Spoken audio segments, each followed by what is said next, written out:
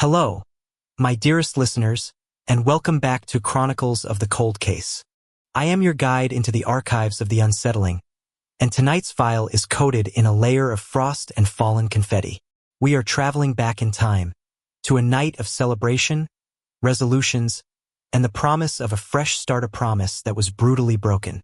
Before we begin our countdown into this chilling tale, I want to extend my deepest gratitude for your continued support. If you appreciate these journeys into the heart of darkness, please consider subscribing to the channel and clicking that notification bell. It ensures that you never miss a midnight appointment with us. Now, pour yourself something warm, listen for the distant chime of a clock tower, and prepare for the story of a killer who turned the world's biggest party into a private, terrifying countdown. This is Midnight Terror, the New Year's Eve murders. The final 10 seconds of the year were a sacred, communal prayer.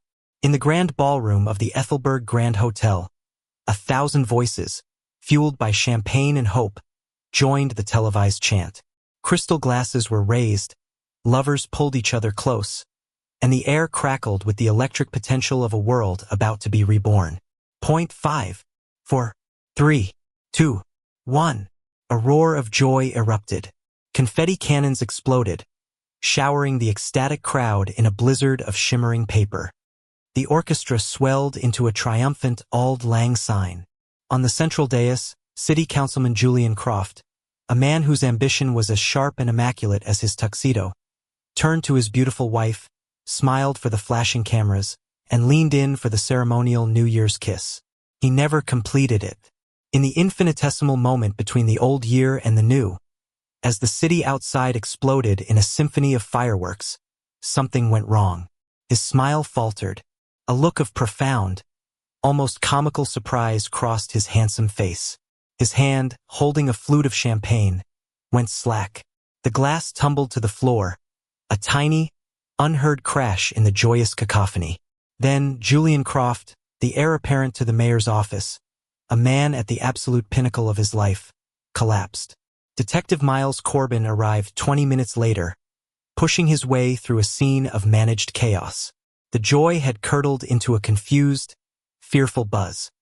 Paramedics were already there, their grim faces a stark counterpoint to the festive decorations. Corbin, a man whose own face had been a study in weary melancholy for the better part of a decade, felt a familiar, unwelcome pang. Murder never took a holiday. "What have we got, Harding?" he asked his partner, Detective Lena Harding, a young, sharp detective whose crisp efficiency was the perfect foil for Corbin's more intuitive, world-weary approach. "Victim is Councilman Julian Croft," she said, her breath misting in the cold January air as they stood near the now roped-off dais. "Wife says he just fell. Paramedics thought it was a heart attack, an aneurysm.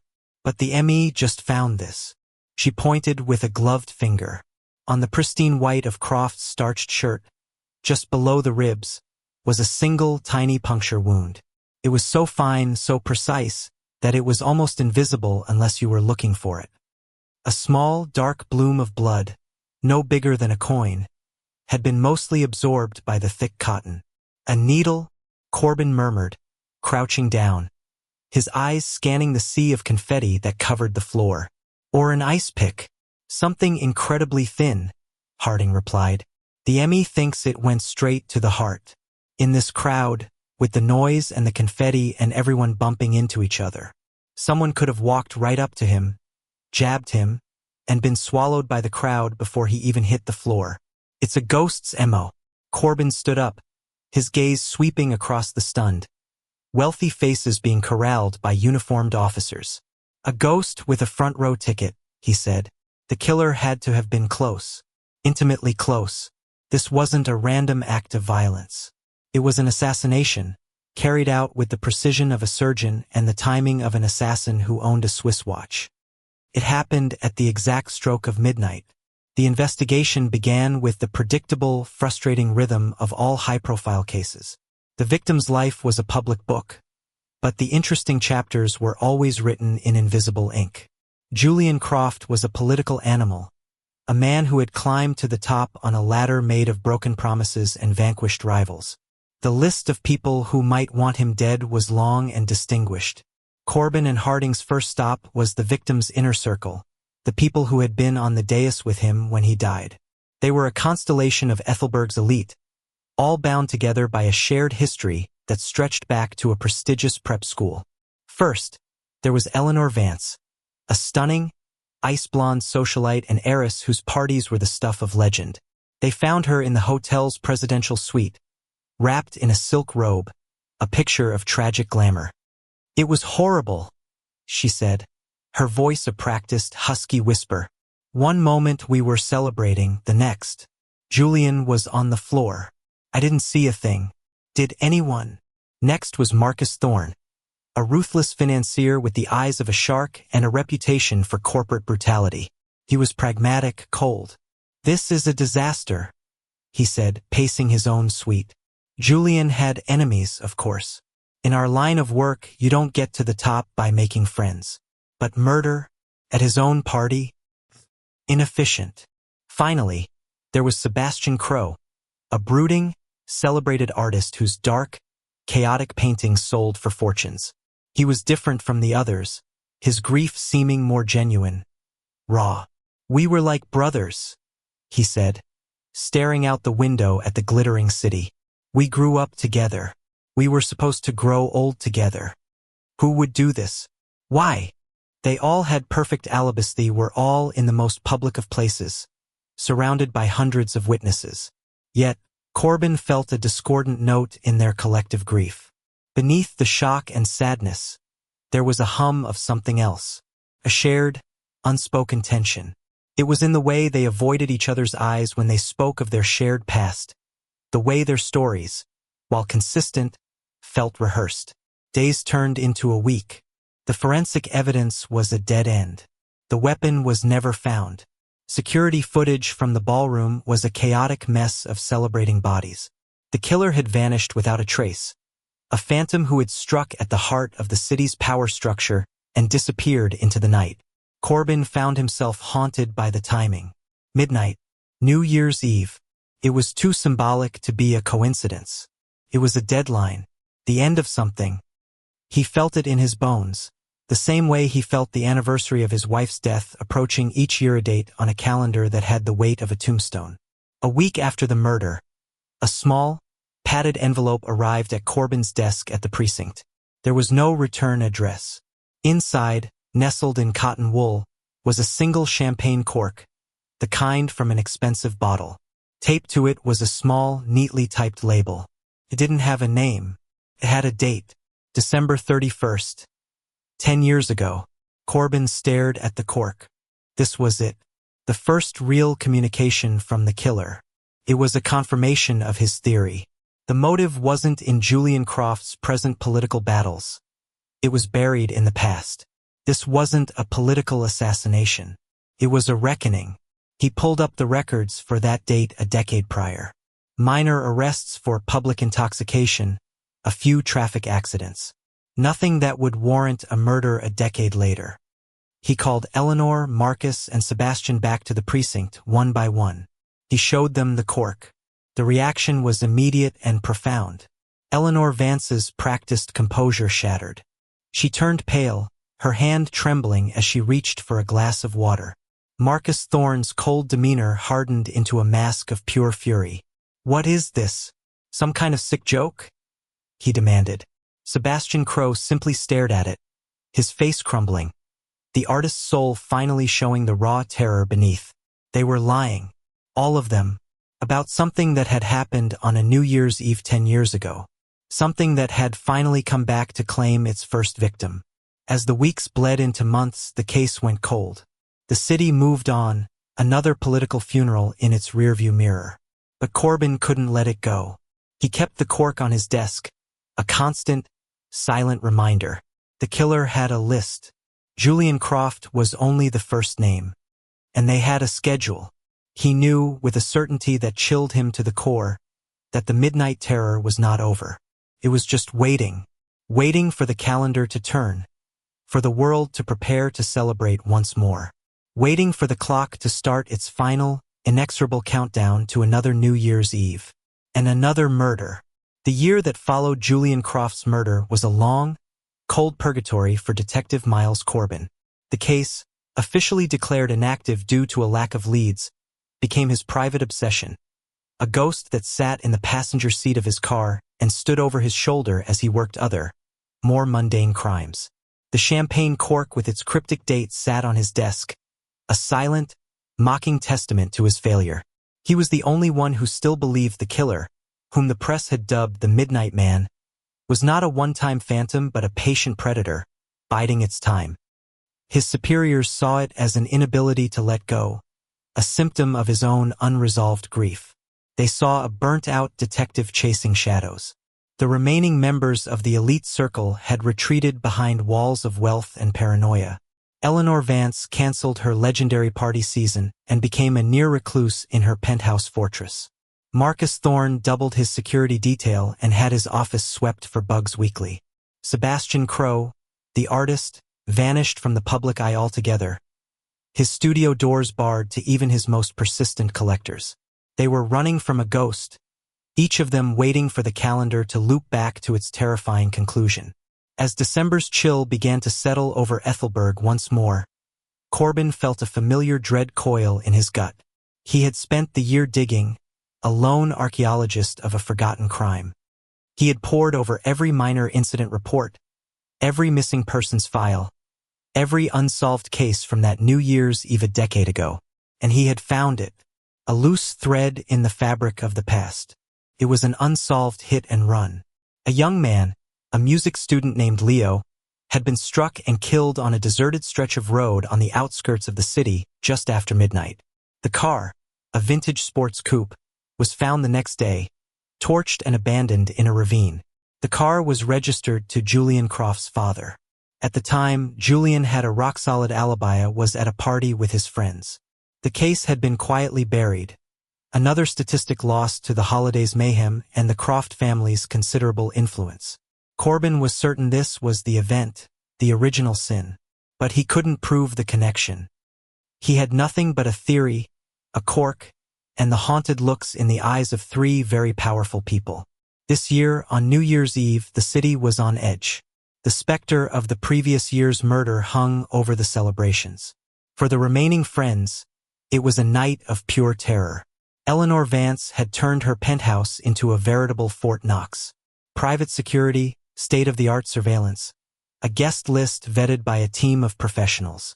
She was determined to surround herself with a human shield. Corbin, acting on his own, had placed an informal, off-the-book surveillance on all three of them. He sat in his unmarked car across the street from Eleanor's glittering apartment building, the radio crackling with the sounds of a city trying to force itself to be cheerful. Harding was watching Thorne's private club, and another trusted uniform was near Crow's studio. The countdown began, a city-wide murmur of anticipation and fear. Corbin watched the lights of Eleanor's party, 100 tiny silhouettes dancing behind the plate glass windows 30 stories up. The seconds ticked by agonizingly slow. 3, 2, 1. The fireworks began their ascent into the night sky. Corbin held his breath. For a moment, there was nothing. A wave of relief washed over him. Maybe he had been wrong. Maybe it was over. Then his radio crackled to life. It was the patrol car outside Sebastian Crow's studio. "Dispatch, we have a disturbance at the Crow residence. The alarms are going off." Corbin's blood ran cold. He slammed the car into gear, his mind racing. They had been watching the wrong people. Or had they? He called Harding. "Thorne is fine," she reported, still holding court at the bar. They had all focused on Eleanor, the most public, the most obvious target. The killer had used their expectations against them. As Corbin raced towards Crow's studio, he got the call he had been dreading for 365 days. It wasn't Crow. The security team at Eleanor Vance's party had found her. In the chaos of the midnight celebration, she had slipped away to her private study for a moment of peace. They found her there, slumped in a high-backed chair, a glass of spilled champagne on the floor beside her. On her desk, a small, ornate clock had been stopped at precisely 12 o'clock. The cause of death was identical to Julian Croft's, a single, invisible puncture wound to the heart. The killer had bypassed an army of security. They hadn't come through the front door. The investigation later revealed that a service elevator, its security log wiped clean, had been accessed. The killer had moved through the building's arteries, bypassing its armor, and delivered a death sentence with the same impossible precision as the year before. The triggered alarm at Crow's studio had been a diversion, a feint in a deadly chess game. The second murder shattered the city's composure and vindicated Corbin. He was no longer a pariah, he was a prophet. A citywide task force was formed with him at its head. He finally had the resources he had needed a year ago, but he was no closer to a face or a name. He brought Marcus Thorne and Sebastian Crow into the precinct. The arrogance and defiance were gone, replaced by raw animal fear. Corbin laid out the file for the hit and run, the picture of the dead student Leo in the center of the table. "It ends now," Corbin said, his voice low and dangerous. "You are going to tell me everything about that night." It was Sebastian, the artist, who broke first. The confession came out in a torrent of guilt and shame that had been dammed up for a decade. The five of them, Julian, Eleanor, Marcus, Sebastian, and one other, had been at a party. Drunk, high on their own sense of invincibility, they had piled into Julian's car. Julian was driving. They were speeding, laughing, when the young man had stepped out into the road. There was a sickening thud. They didn't stop.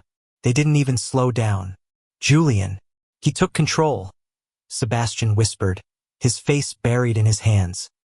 "He said our lives were just beginning. We couldn't let this ruin it." He drove to the ravine, torched the car. We all swore an oath to never speak of it again. "Who was the fifth person?" Corbin demanded. Marcus Thorne answered, his voice a dead monotone. Thomas Bell. He was a scholarship kid on the fringes of our group. He was the most scared. We pooled our money, gave him enough to disappear. Julian made it clear that if he ever spoke, his life would be over. He took the money and vanished. We never heard from him again. Thomas Bell. Finally, a name, a potential suspect. The wronged, cast-off friend with a motive for revenge that had simmered for a decade. The task force immediately began a nationwide search. They were no longer hunting a ghost. They were hunting a man. Corbin, however, felt a nagging sense of doubt. The killings were too elegant, too sophisticated. They were the work of a meticulous planner, an artist of death. Would a scared scholarship kid, paid off and run out of town, have the resources and the psychological fortitude for such a campaign of terror? As the team began the manhunt for Thomas Bell, another envelope arrived at Corbin's office. This time there was no cork. Inside was a single black-and-white photograph. It was a picture of a smiling Marcus Thorne, his face circled in red ink. Tucked behind it was a small, ornate clock hand, frozen, pointing at the number 12. The message was clear. The killer was still in control. They were taunting the police. And they were letting Corbin know who was next on the list. The clock was ticking down to a third New Year's Eve. And this time they had a suspect, a victim, and a deadline. The Midnight Man was coming for Marcus Thorne. The third year of the Midnight Man's reign was a year of frantic, focused activity. The full weight of the Ethelberg PD, with national agencies lending support, was dedicated to one single, terrifying objective: find Thomas Bell before the clock struck 12 on December 31st. The city held its breath. The New Year's Eve murders were no longer just a local tragedy. They were a national obsession, a real-life horror story playing out in yearly, blood-soaked installments. The manhunt for Thomas Bell was a frustrating exercise in chasing ghosts. He had used the money from his former friends to effectively erase himself. He had no social media, no credit history, no digital footprint. He was a man who had intentionally stepped off the grid a decade ago. Every lead turned into a dead end. Every potential sighting a false alarm. Marcus Thorne, the killer's declared next victim, was placed in what was supposed to be the most secure location in the state. A decommissioned military bunker an hour outside the city, repurposed as a top-tier police safe house. He was surrounded by a platoon of the best officers, a human wall against the phantom who had twice breached the city's most secure locations.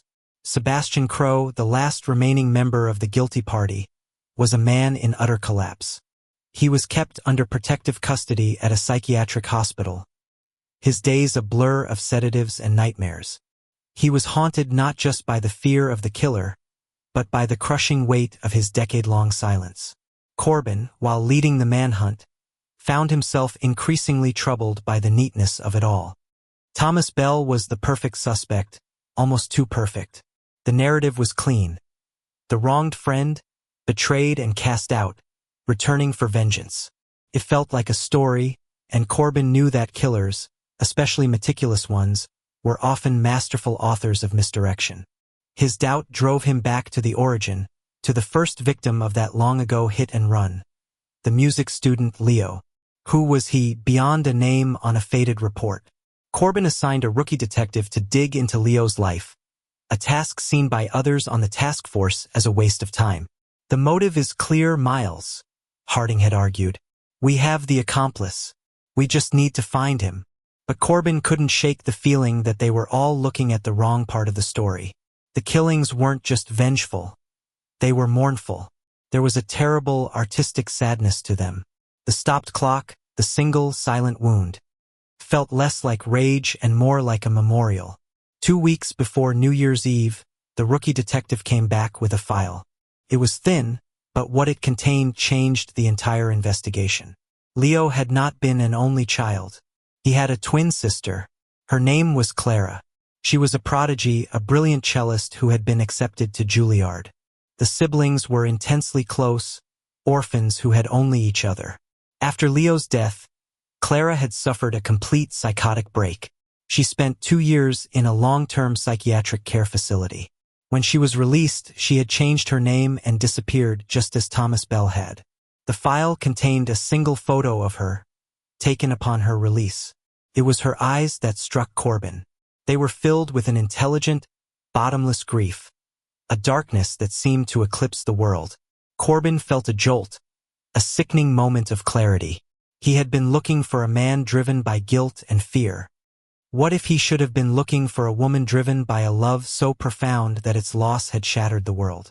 He ran the new name, Clara's adopted name, through the databases. And there she was, hiding in plain sight. For the past 5 years, she had been working as a high-end events planner, a profession that gave her intimate access to the city's most exclusive venues, knowledge of their security protocols, their service entrances, their blind spots. She had planned dozens of events at the Ethelberg Grand. She had personally overseen a security upgrade for Eleanor Vance's building a year before her murder. She was the midnight man. Thomas Bell was a ghost, a perfect red herring she had known the police would eventually find and chase. Her revenge was a symphony of grief, each murder a single, perfect note played on the anniversary of her brother's death. Each victim a part of the orchestra that had played at her life's destruction. The new revelation came with a horrifying implication. Marcus Thorne was not safe. The bunker, the guards, the isolation, it was all a fortress built against the wrong enemy. Clara wouldn't try a frontal assault. She was smarter than that. She would use her intellect, her understanding of her victim's psychology. Corbin's team raced to the bunker, but they were already too late. Marcus Thorne was dead. There was no sign of a break-in, no breach. He was in his sealed room, alone. But on the table beside him was a newly delivered meal from an exclusive restaurant, a luxury afforded to him to ease the stress of his confinement. The coroner later found that the food had been laced with a sophisticated, fast-acting neurotoxin that simulated a massive heart attack. On the plate, drawn in sauce, was a single, elegant musical note. A G-clef. Clara hadn't breached the bunker's walls. She had breached its protocols, using a forged delivery order and a compromised kitchen staffer miles away. She had killed him without ever setting foot inside. Now, there was only one left, Sebastian Crowe. It was New Year's Eve. The city was a ghost town, its citizens huddled indoors, watching the terror unfold on their televisions. The hospital where Crowe was being held was now the most heavily guarded building on the planet. But Corbin knew Clara wouldn't go there. The final act of her opera had to be symbolic. He looked at the map, at the files, at the photo of the dead violinist Leo. Where would she go? Where would the final, terrible note be played? The road, Corbin whispered. The deserted stretch of road where Leo had been killed. It was the stage. He raced there, Harding at his side, ordering a tactical team to follow. The road was dark, a light snow beginning to fall, muffling the world in a blanket of white.